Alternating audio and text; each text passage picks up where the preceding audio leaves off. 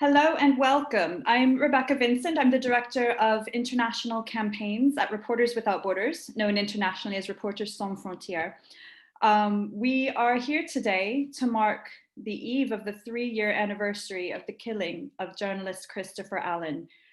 Christopher was only 26 years old, a young freelancer who was killed covering the civil conflict in South Sudan on the 26th of August, 2017. Now, 3 years on, there has still been no investigation and no justice for his killing, leaving the door open for further attacks on journalists in South Sudan and elsewhere. So today we have a brilliant panel. We're very honored to have with us Dr. Agnes Callamard, who is the UN Special Rapporteur on extrajudicial, summary, or arbitrary executions. She is the director of Columbia University Global Freedom of Expression and has a distinguished career in human rights and humanitarian work globally in civil society organizations, the United Nations, and in academia. We also have Joyce Krajian, who is the mother of Christopher Allen. Joyce has been campaigning for justice for her son since he was killed in 2017. We have Mark Stevens, CBE, who's a British lawyer specializing in media law, intellectual property rights, and human rights. He heads the International and Media Department at the London-based firm Howard Kennedy LLP and is the newest member of the legal team representing Christopher's family. And we also are honored to have Nyadol Nayoon, who is a lawyer, writer, and human rights advocate. She currently lives in Australia, but is of South Sudanese descent. Nyadol's father is Commander William Nguyen, who was a founding member of the South Sudan People Liberation Movement. He was killed in 1996. So we're pleased as Reporters Without Borders to welcome you all in connection with Howard Kennedy LLP and Doughty Street Chambers. We have been working together to support Christopher's family in their pursuit of justice and accountability. Now we'll keep this event to within the hour. We'll turn first to each of our panelists who will speak briefly on their perspectives and their experience working in the case in South Sudan and on global impunity for killings of journalists. And then we will take questions from the audience. So at any point you can type questions into the chat bar at the bottom of Zoom and we will see that, and I will take as many as possible up until 2 p.m. UK time, 9 a.m. East Coast. We'll turn first to Joyce, Christopher's mother. Joyce, thank you so much for joining us. I know this is a very difficult date for your family. And in fact, this is the first such event that you've spoken at. Could you please tell us a bit about your son, who he was, what happened to him, and what the campaign for justice has been like for your family ever since?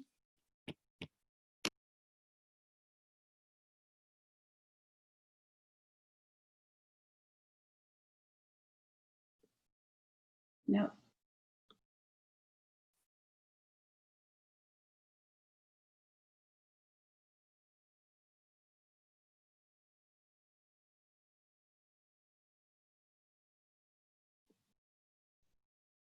Okay. Thanks, Rebecca. It's always a privilege to talk about Chris.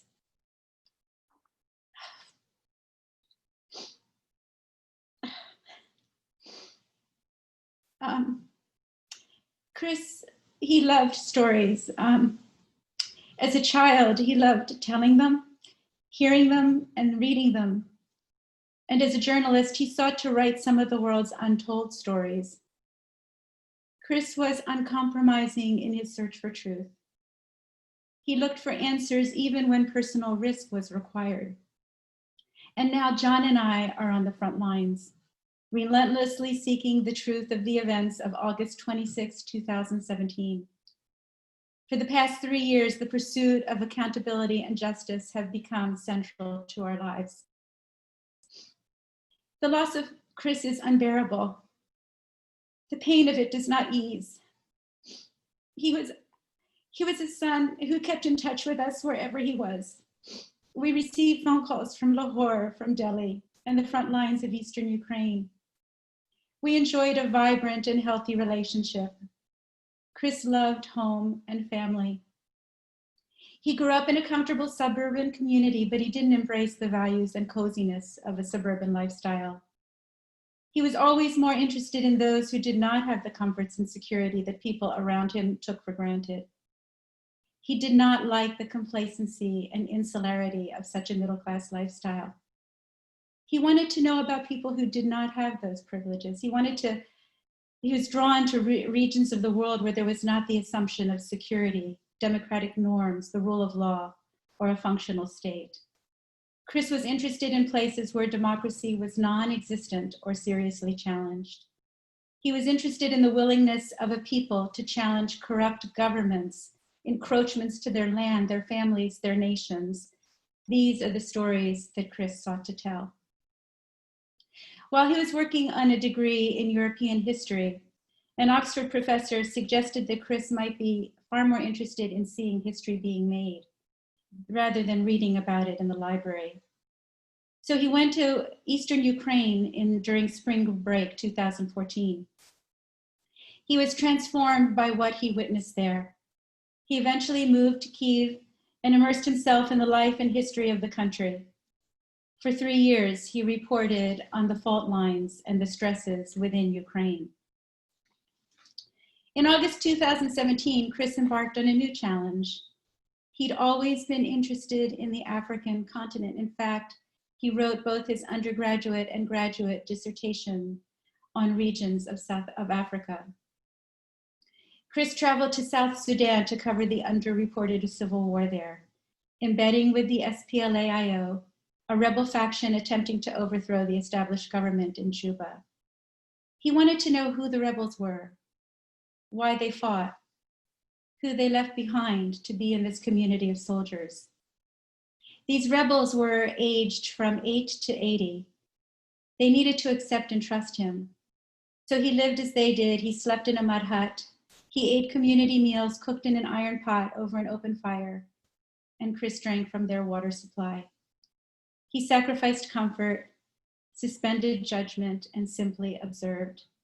He immersed himself fully.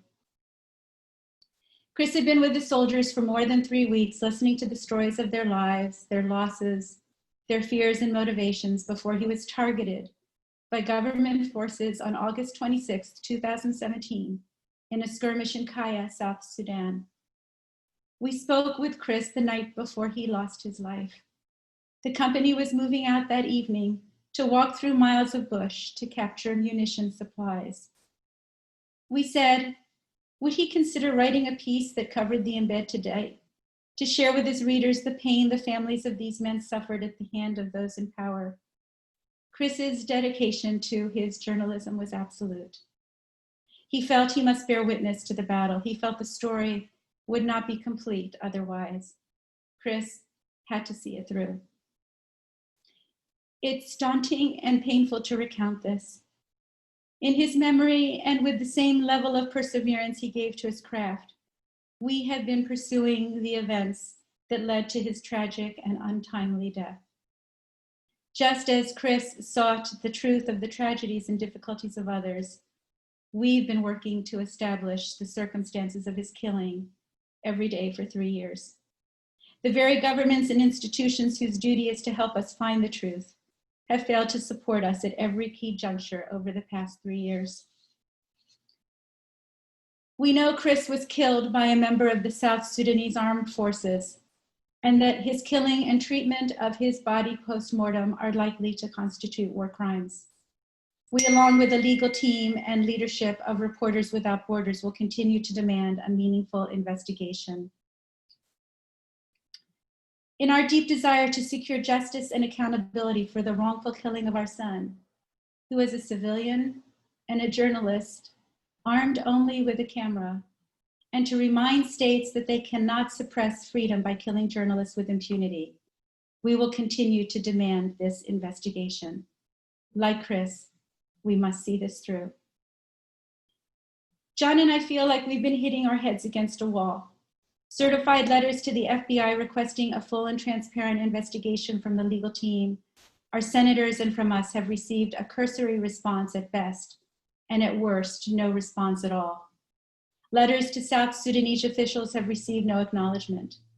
Meetings with ambassadors and consular staff have produced no movement in Chris's case. So we wonder, what does it take to be heard? We ask that a bright light be shed on the circumstances of Chris's killing. We call on governments and institutions to hold the South Sudanese military accountable for the wrongful death of our son. A transparent investigation is the first step, Accountability and justice for Chris must follow. By demanding the accountability of governments and their institutions, we create a safer world for journalists and we bolster press freedom. We must see this through. Thank you so much, Joyce. And I think all of us here are absolutely dedicated to helping you to see this through. Dr. Calamar, I know on that note, that's exactly why you've chosen to take up the case yourself. And we should mention that today, in fact, I think as of now, you have a new statement, the first time you've formally spoken out on Chris's case. So we're honored to have you with us here today. Could you please tell us a bit about your own findings in the case and your calls on the governments and institutions involved?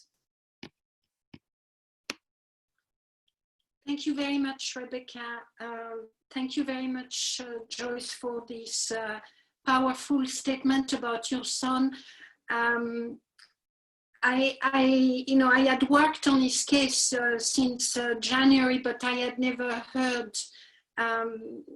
I didn't know him, and your words were so profound and so meaningful to me, and it strengthened my resolve to assist you and to support you, because I hope everyone can understand that when we fight against impunity for the killing of a journalist, we also fight for all of us, because what Chris was doing was opening the world to us. He was giving us a world. He was uncovering stories and truth that we will not know about had it not been for his presence. Fighting for Chris and fighting for his memory is also fighting for our right to know, our right to be informed. Fighting for Chris is fighting for a wonderful son, for a very courageous young man, a very principled young man,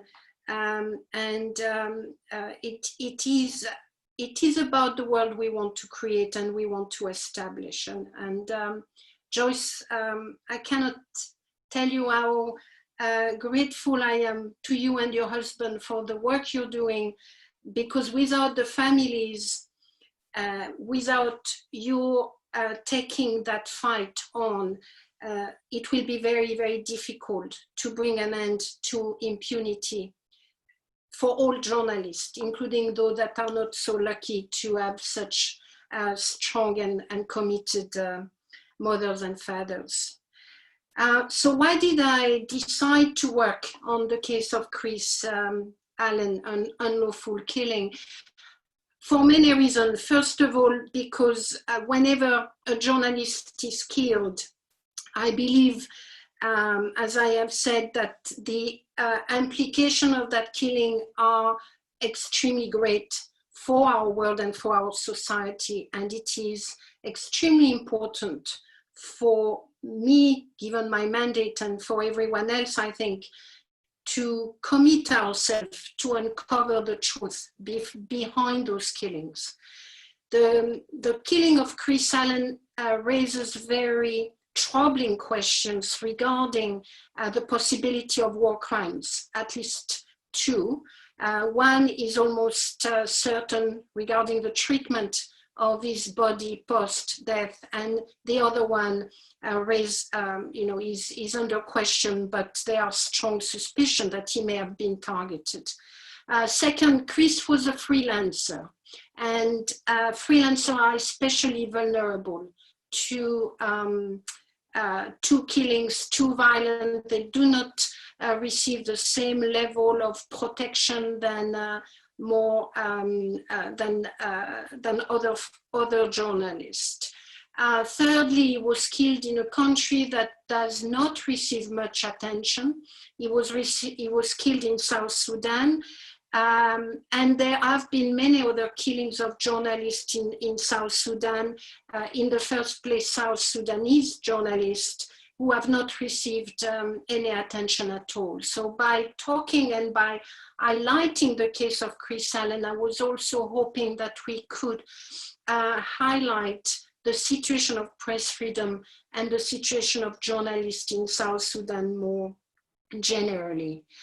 Then a fourth reason that compelled me to act is the reason that Joyce have highlighted so well, which is that nobody thus far has taken responsibility, not just for the killing, but for what should happen after such a killing. There has been no independent investigation. In fact, there has been no investigation, plural, even though that the duty to investigate an unlawful killing is an extraordinarily strong principle under international law. And in the case of Chris Allen, it is a duty that is attached to a number of states, none of which have acted.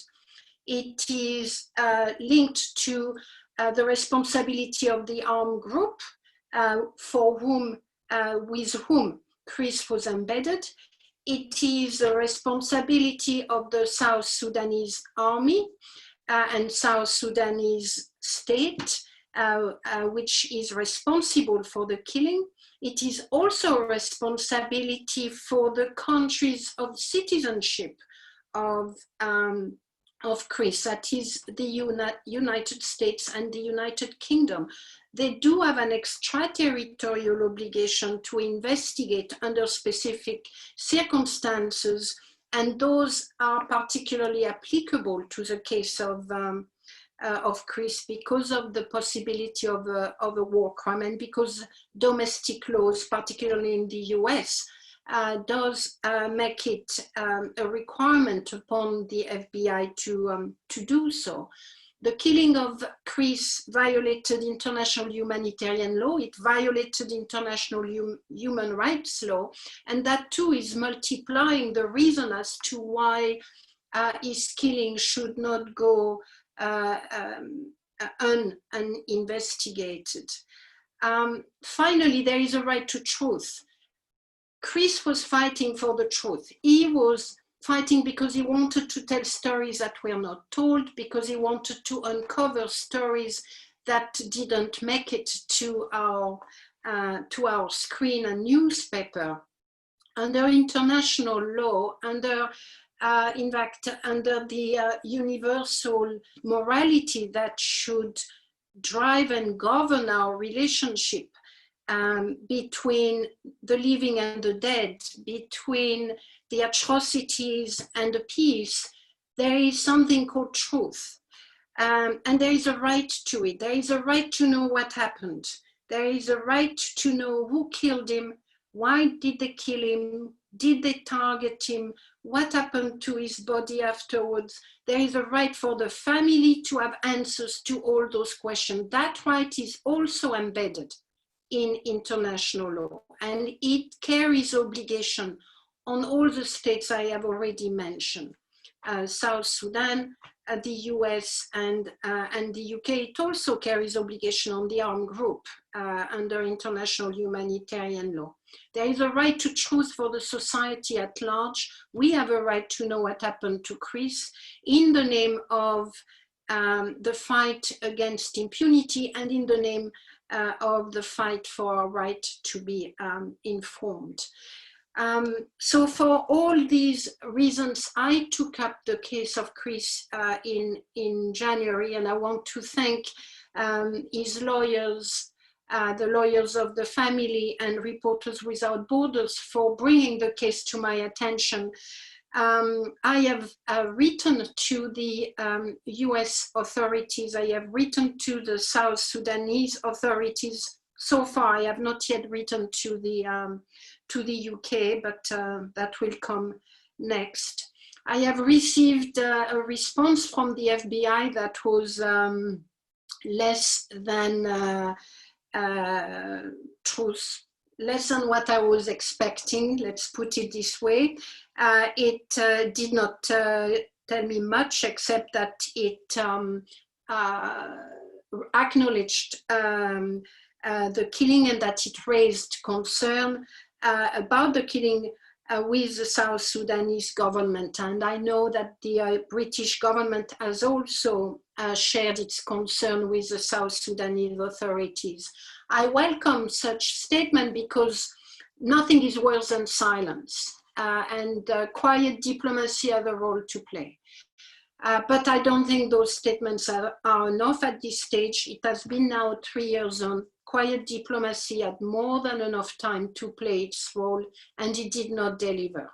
So we need to ask those governments to step up their efforts. What does that mean? One, they must speak publicly and far more strongly about the killing of Chris and about their request to the South Sudanese authorities. It cannot just be left to quiet diplomacy.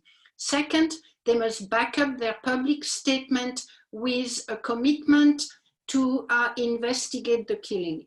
Yes, they may argue it has now been 3 years, what are we gonna uncover? Well, you will be surprised by how much can be uncovered 3, 10, 20, 50 years after killings. How people speak. There were witnesses. They have not been approached. They have not been interviewed. Witnesses of the killing, the perpetrators themselves, witnesses that received the body, people in the surrounding areas. Nobody thus far has been asked to speak. Nobody has been interviewed. So while material evidence may be hard to find, there will be far other forms of evidence that can be uncovered, and that matters, and that must be done, and that must be tried out. And ultimately, it is by taking those steps, it is by speaking up, it is by launching an investigation, and by reaching out to the families, by reaching out to the witnesses, that we create a culture of justice. We may not receive justice in the traditional sense of the word. We may not see someone in court anytime soon, but we create a culture of justice. We create a story that is another story than inertia and silence. We create a story where people speak up, a story where people are heard, and that too, in my view, is an essential part of bringing about justice, because there is nothing worse than forgetting, turning our eyes away, and being silenced. So thank you very much. Thank you, Joyce, and my condolences to you and your husband for the loss of your wonderful son. Thank you. Thank you so much, Dr. Calamar. We completely agree with you on the emblematic nature of Chris's case and the need to create this culture of justice. I very much like that wording. We'll turn now to Mark Stevens from Howard Kennedy, who has recently joined the legal team, which also includes barristers from Doughty Street Chambers. We've all been working together on this campaign for justice. Mark, perhaps you could comment a bit on your decision also to take up this case, what the experience has been so far, what we're trying to accomplish on the legal front, and sort of maybe how it compares to other cases that you've taken up, because you've litigated other similar cases in the past. Yes, I've had the misfortune of many cases of this kind, and thank you for inviting me to participate today.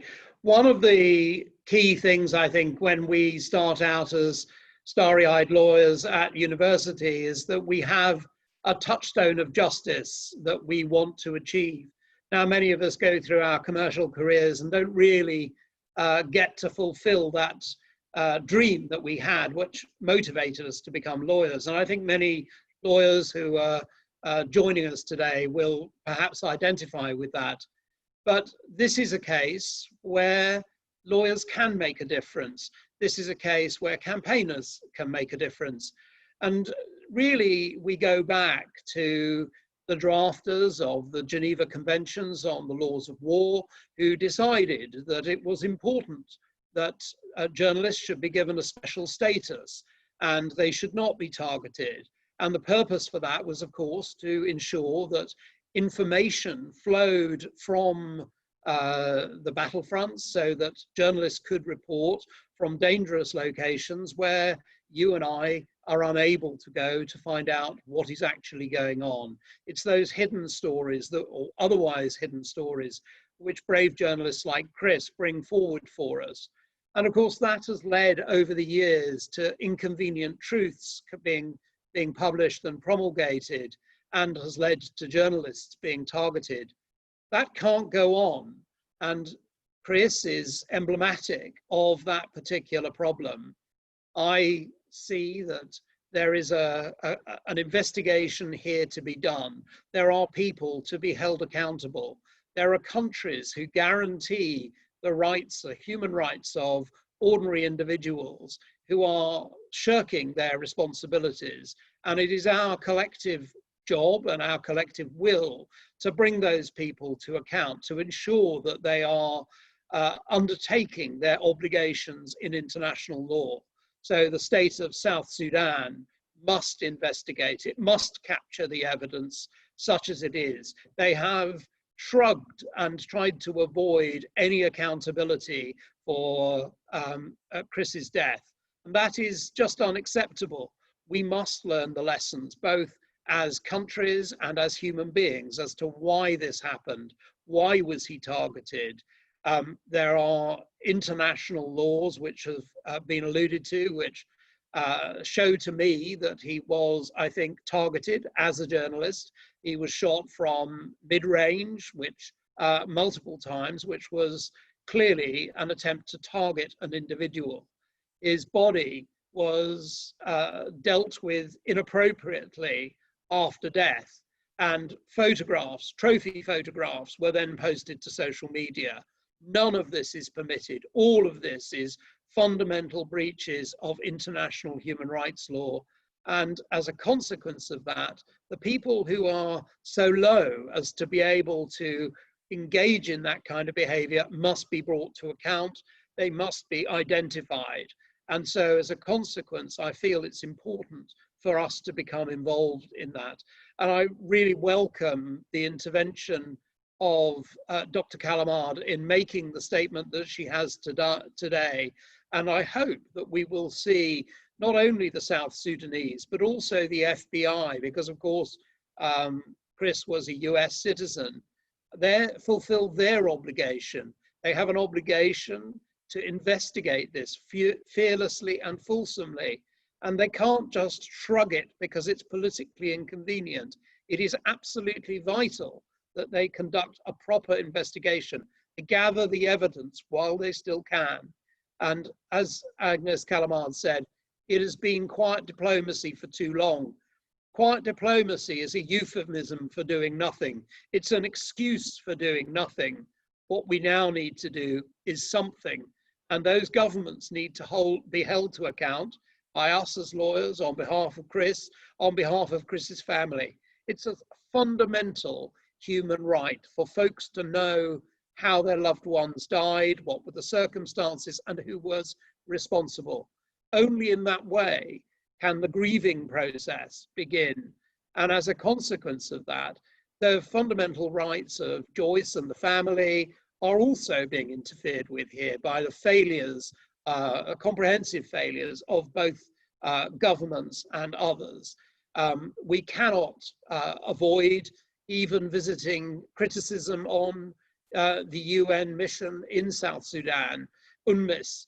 They had custody of his body. They had the opportunity to be able to carry out forensic examinations. They had the ability to add to the sum total of knowledge. They offered to do that, and then for political reasons decided it was inconvenient.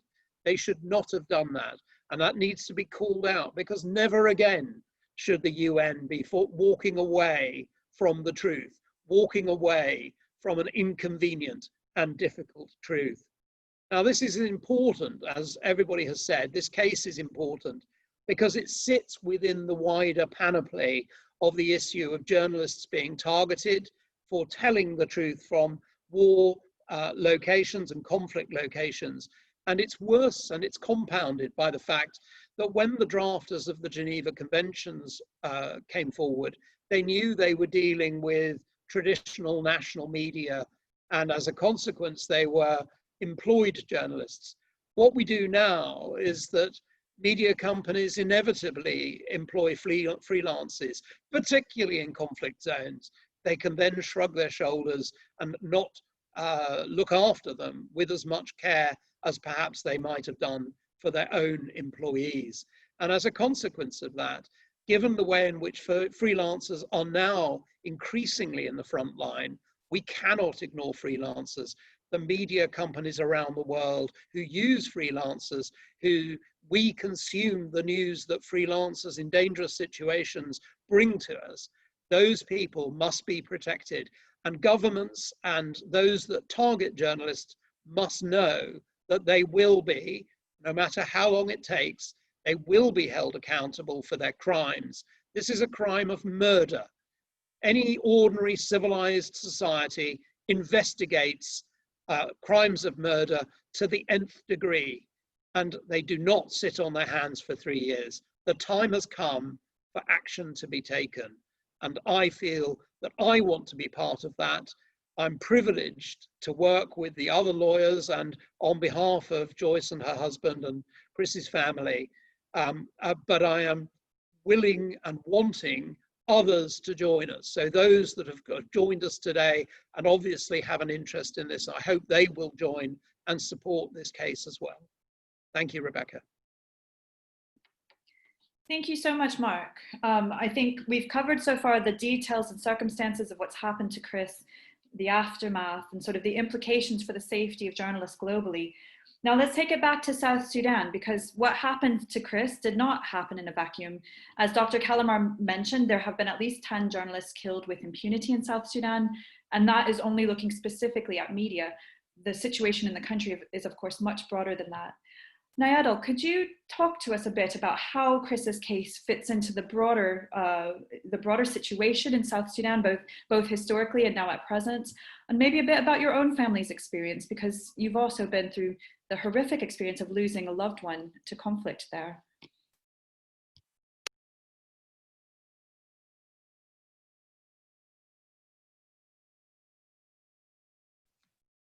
We all watched in horror as South Sudan descended into civil conflict in 2013. A few years before, some of my friends and I had gone to South Sudan to vote in the referendum for the independence of South Sudan. And we were so joyous. We thought this is the country that many of us has lost fathers to and uncles to, and that was in so many ways, the stories we grew up with were that South Sudan was founded on the principle of justice and equality. This is what the South Sudanese people were fighting for. Mark Stephen mentioned before that for any action to occur, that we need the participation of international communities and other actors. I do think we also need the involvement of the South Sudanese people. And I think they share in the frustration of what the country has now become. Many people tried to tell the story of what was happening in South Sudan in 2013, and Christopher Allen's was one of them. These were stories about millions of people being displaced again and 100,000 people being killed in the conflict. From the notes that I read about Christopher Allen soon after he was killed and afterward following this story, it became clear that he was truly a person that was committed to the idea of telling stories and telling them well.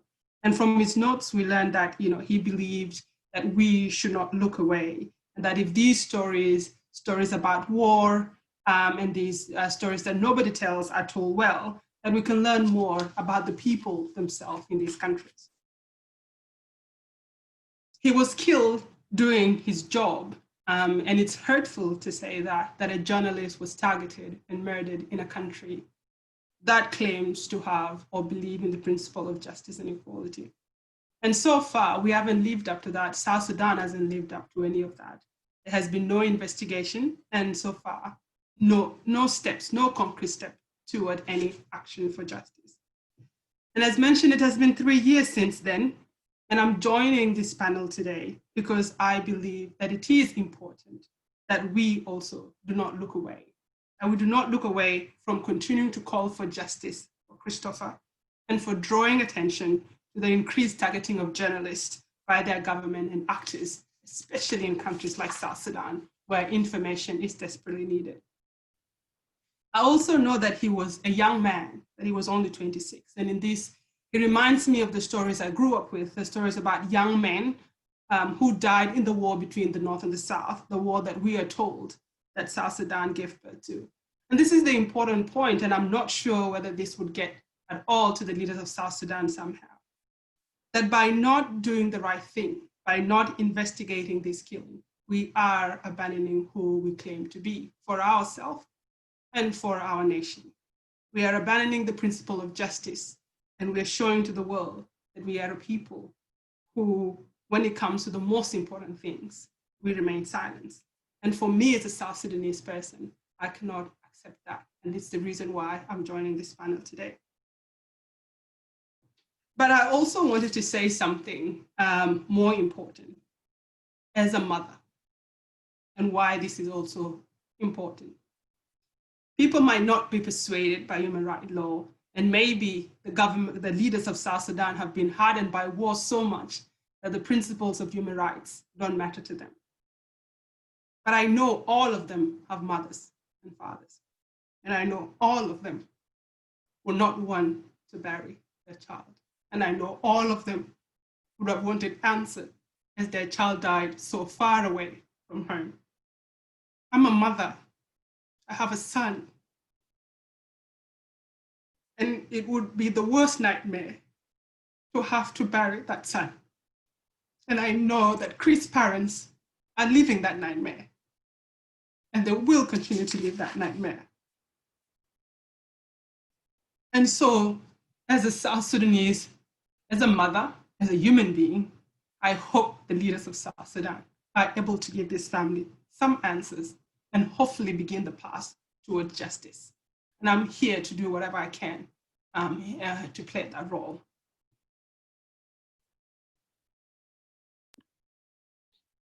Thank you so much.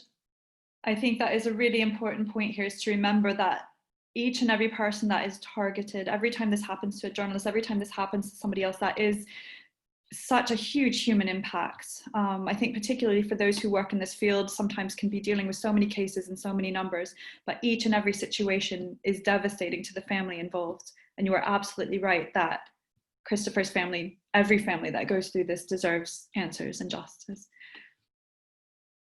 Now, I will take as moderator's prerogative, I will ask a few questions initially to our panelists, but would love to involve the audience now. So those of you who are watching, if you want to type in questions into the chat box at the bottom of the Zoom page, we'd love to involve you in that way.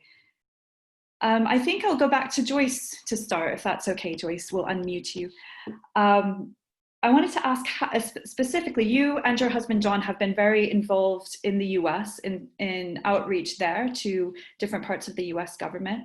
What have we tried so far in the US, and what has been the response there?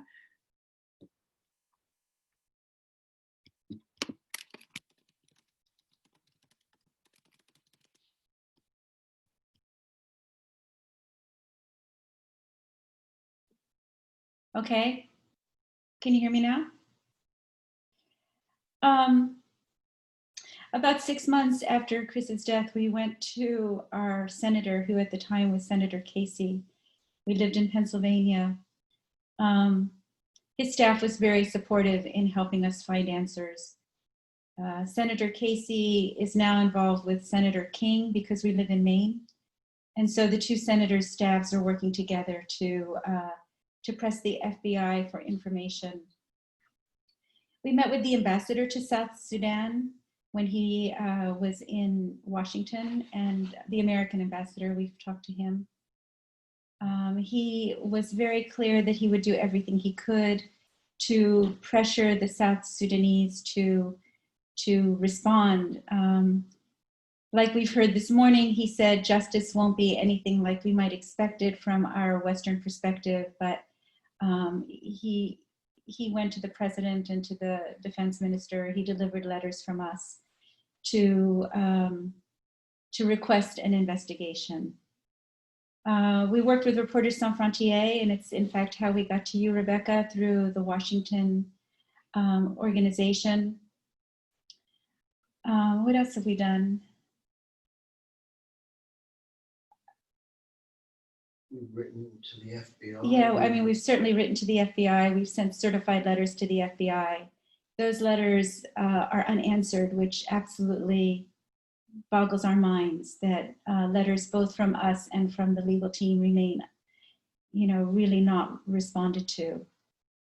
We've worked with the State Department. We've had meetings with the State Department, with consular staff. Monthly. For a long time, we were working monthly with them. And it seemed that that was yielding very little, and it was a waste of everyone's time. Nothing changed. Nobody could move this off the mark. So we've done everything we know to do in this country, and with the help of the legal team, we're pressing in the UK as well. Is there anything I forgot, Rebecca? I think that's it. I think that is a very good overview of the US, and we're all very frustrated. It's now been a full year that we're waiting for this FBI response. And meanwhile, we continue with advocacy in the UK and elsewhere. Mark, I'd like to bring you in on that point, if that's okay, because one thing I've been particularly disappointed with, based here in London, is the lack of this sort of responsibility that it seems the UK government feels. We've focused a bit more on the other parties with responsibilities here, but Chris was also a UK national. In other cases that you've taken up, what would you have expected the response to be to something like this happening to a UK national abroad? Well, for a UK national, you would expect them ordinarily, when the body was repatriated, for there to be a formal autopsy to take place, and then a coronial inquest. And through that formal process, you would expect a verdict of unlawful killing, as this clearly was. And I think the problem here is that that evidence wasn't captured. The British didn't advise the family at all well or about their rights. They didn't explain the rights of a coronial inquest when if the body had been repatriated to the UK. And I think that that's a learning point for the wider community. It's important that diplomats in our embassies and around the world, and high commissions, are able to give good, effective advice which has long-term intentions around it. But the real sadness of this particular case is that everybody from a governmental perspective is all looking in at somebody else to do it. It's not my problem. So the South Sudanese are not doing it. So the US say, well, why would we bother? And the UK say the same. That isn't the right attitude. We have notionally an ethical foreign policy, a human rights founded foreign policy here in the UK.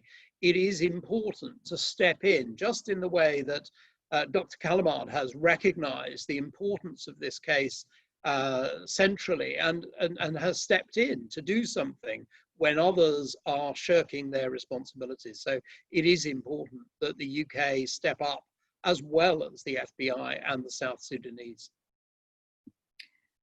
Thank you, Mark. Dr. Calamard, one thing I noted in your statement that is coming out today is that you communicated to the South Sudanese authorities in January, and they have yet to respond to you as well. To us, that fits very much in with the rest of this campaign, that at every stage we either get no responses or have to chase responses. What are you expecting as next steps within the UN system and from the South Sudanese in engaging with them now formally in your mandate?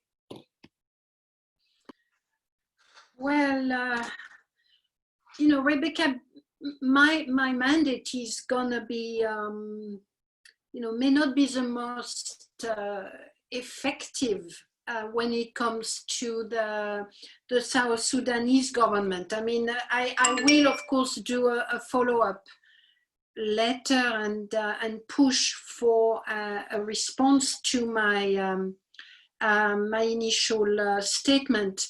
But look, the point I have made when I investigated Jamal Khashoggi's killing and that was a very high profile killing, is that we do not have sufficient tools whenever we are confronting a situation where governments are unable or unwilling to proceed with an investigation or with accountability. And it was the case for Jamal Khashoggi. There was an investigation by Turkey, but there was certainly no accountability by Saudi Arabia. There was just a pretense of it. We as an international community must step up, and we probably need to do to work around the state. It's gonna sound like blasphemy for maybe coming from a human rights person, but I do strongly believe that there are circumstances where civil society must take the issue forward, whether or not there is the state is willing to do something. I have suggested after my investigation into the killing of Jamal Khashoggi that the international community needed to establish a standing instrument to investigate the killings of journalists and of human rights defenders. Such an instrument does not exist at the moment. You know, I have done the investigation into the killing of Jamal Khashoggi through my mandate, but it has limitations. I have done a few more that hopefully will be released in a few weeks or months' time. That's not sufficient, and I am more than anyone else probably aware of the limitation of what I can do as a special rapporteur. So calling for a standing instrument to investigate the killings of journalists and human rights defenders independently of the politicization of the issue and of the fears or lack of capacities of state and non-state actors, to me, is something we got to build into any campaign. Campaign for justice for Chris, campaign for justice for Jamal, campaign for justice for Claude and Sylvain, the French journalist killed in Mali, and so on and so forth. And we need to keep asking that as an international community, we do far better. So my suggestion is to establish an international instrument through the UN, but something that could be activated without member state demand. I think as an international community of civil actors, we could also come together and do our own and proceed with our own investigation following the best possible standard. Of course, it cannot replace, and it is not meant to replace what states should do, but it is meant to ensure A, that evidence is collected somehow, that B, a story is being told and not buried, and C, that we put pressure on the so-called legitimate actors to proceed. So those are some of the more proactive ways I am working with, and I've worked with now for the last 2 years, because I get frustrated with the protocol approach to writing letters and sitting and waiting for 6 months for an answer that will never come. So I think, you know, yes, we need to work on that. We need to proceed. We cannot get rid of these, and they can play a role and they matter. But as a community of people highly concerned with the unwillingness, inability of states to protect human rights, as a community of civil actors confronted by the restructuring of the international system in a very ruthless fashion and in a way that gives absolutely no centrality to human life and human dignity, we must be going on the offensive. We cannot just be sending letters and waiting for the response. We must come up with our own instrument. We must be very creative, very proactive, and we must be as courageous as those for whose life we are now fighting. In that case, Chris. Thank you very much. And Reporters Without Borders completely agrees with your call for this mechanism, for this instrument, and hopes very much to address the current lack of political will within the United Nations, to see that and your other recommendations in the excellent report on Jamal Khashoggi through. It's really a question, we feel, of political will. Nayad, I'll come to you now, if that's okay. I was really moved by your comment on the need for us to better involve people in South Sudan in this. How do you see the possibility for us from other international locations to better engage with people on the ground there, to involve them in our campaign for justice for Chris, and how we can also in that context better support campaigns for justice for others in the country?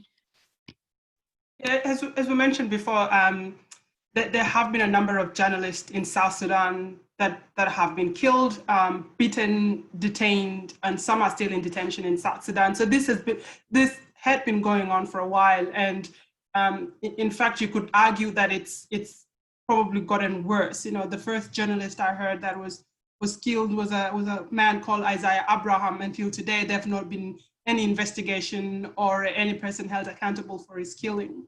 And so in South Sudan, because of the war and because of the conflict and because of the human rights abuses, there's a lot of frustration within South Sudan itself. A lot of people are not satisfied with government conduct. And so there is a source of support for the nature of a campaign that seeks justice for Chris, because I think it could also symbolize for other people that there's a potential that they too will get justice at some point.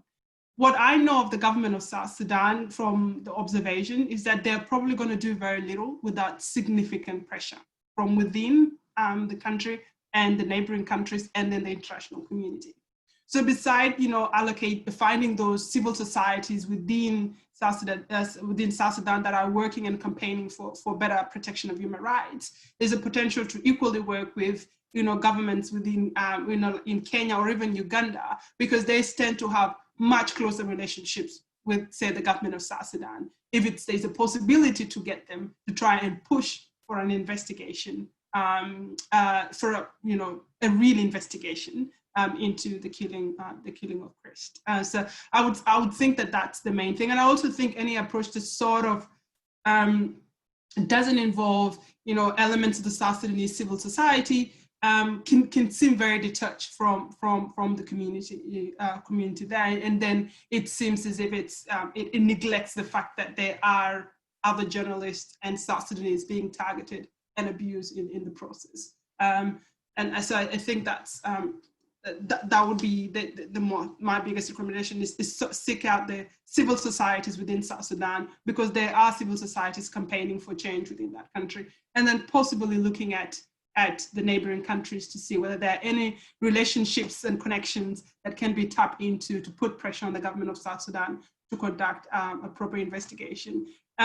In some cases, I know there was a really good investigation done by a group when they produced what was called the Serenity Report, which looked at corruption in South Sudan in such a detailed depth. I mean, and I thought that approach was also, it was outside. It didn't rely on government instruments or government approaches to get things done or to get information. It was done outside of that system, but was still able to yield concrete evidence about the deep nature of corruption in South Sudan. So I think that's a system in place in also trying to have an independent investigation outside reliance on government. Sadly, I think we're all operating in a very strange time now, and there's not as much buy-in and legitimacy towards the international organizations that could bring in some pressure, some real pressure to change things. But South Sudan is interesting in that there is some levers that can be pulled. I mean, they rely a lot on United Nations to be able to feed, to provide basic services for the community. So I think United Nations have a significant influence in this area to try and push for real investigation as well.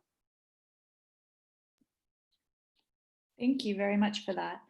We don't have long left, but we have a few very good questions from the audience, so I'll try to work these in quickly. I'll direct the first one to Dr. Calamar.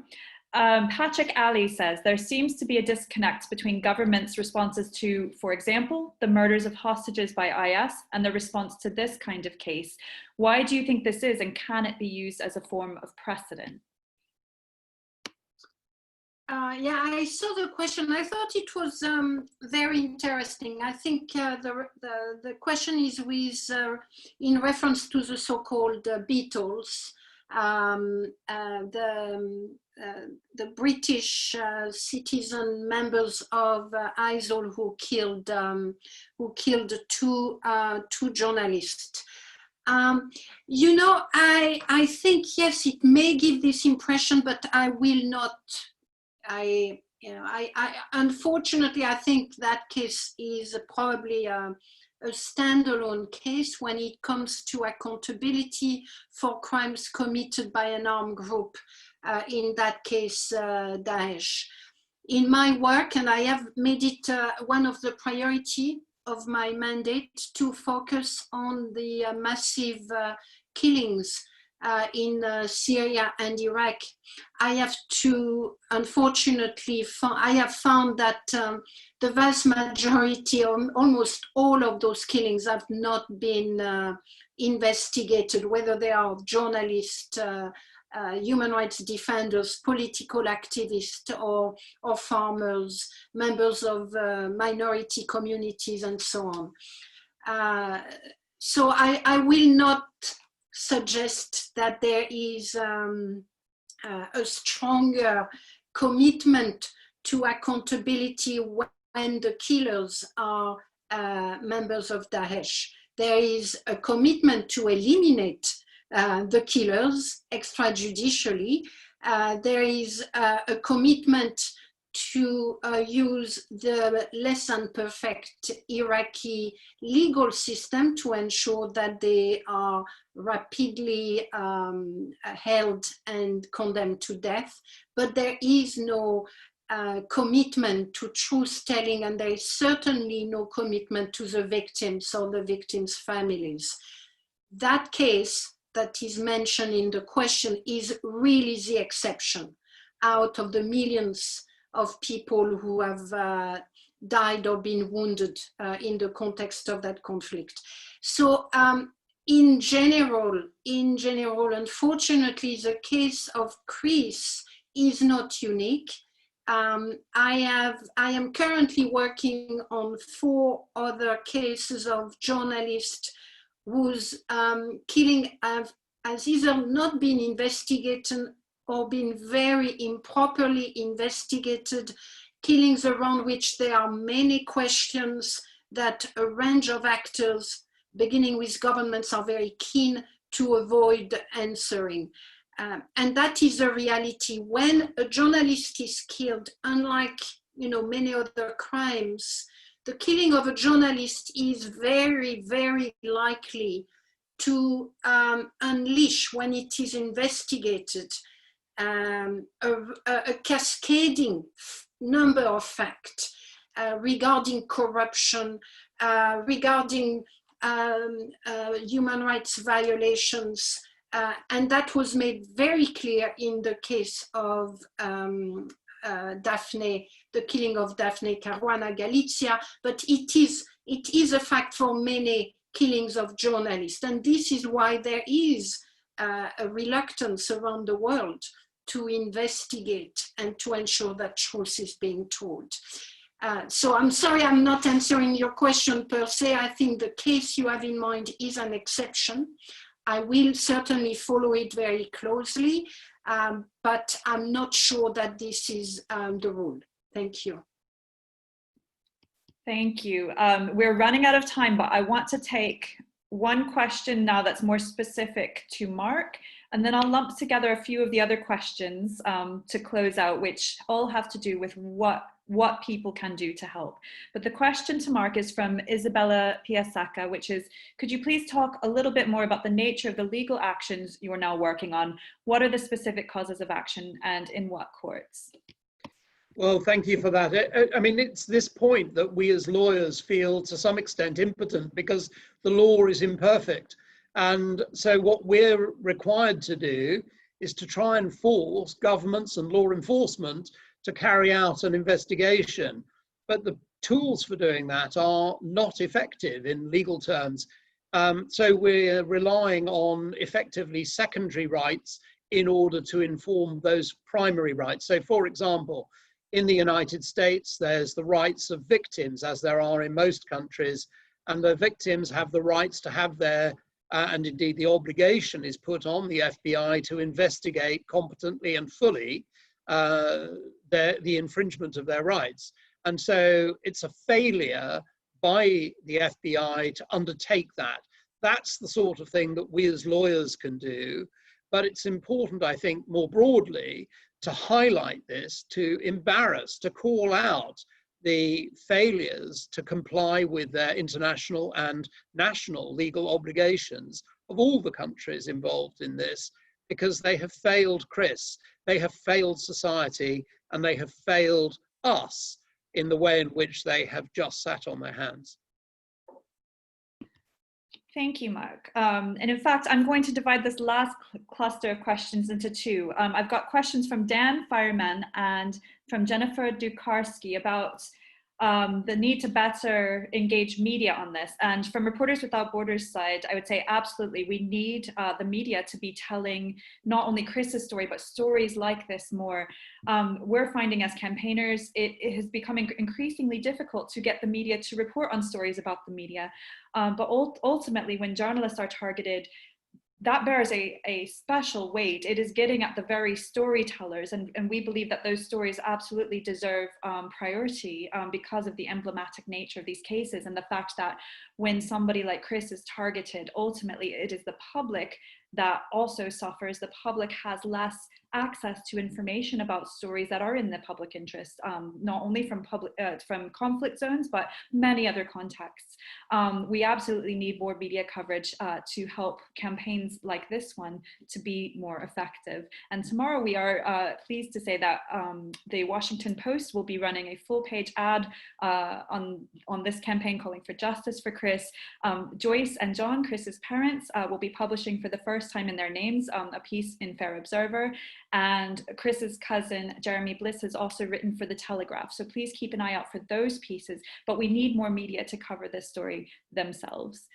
And there was one more cluster of questions. There's others that have come in and they're all very good questions. I wish we could take more time with them, but the one that I will come to, there have been several now about what ordinary people can do to help. So I would like to take that to Joyce, if I can, in terms of, from the family's perspective, what more would you like to feel and to see being done for Chris's case? And to add a little question of my own to that too, which is, we've talked a lot about the negative aspects and the failings, the things that haven't been done, but are there areas of this that give you hope? And what can we do going forward? I think for the first year and a half, we'd hoped that there would be a diplomatic solution to this. And we tried both in the UK and the US to push diplomacy and use the channels that were available to us to find answers. I think it's imperative that anyone who is listening and feels like they want to take up this cause, that we use every avenue available. I feel like it's time for a full court press. We can't write letters, it's beyond that now. We really need to demand action and to do it in any way we can.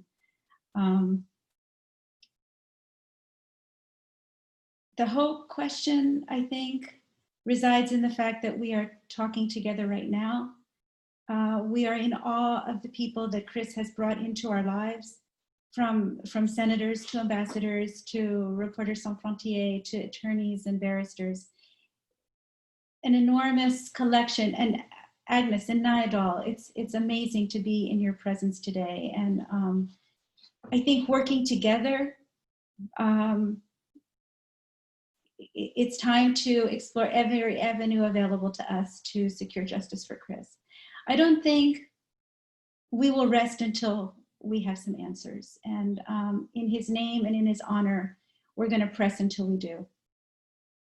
Thank you, everyone, for your commitment to him and to freedom of the press and to moving this case forward. Thank you, Joyce. I might just add something. Early on, when Reporters Without Borders was introduced to your family and decided to take up the case, one thing that Chris's cousin Jeremy said to me has always stayed with me, which is all you needed was somebody to care.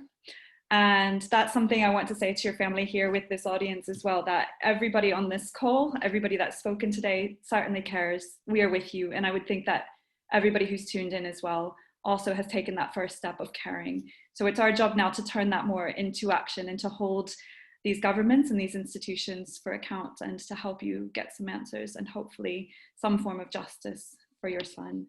We're really grateful for everyone's involvement. That means a lot to us. Well, thank you to all of our panelists for taking the time. It has been fascinating. And thank you to everybody who has taken the time to watch this.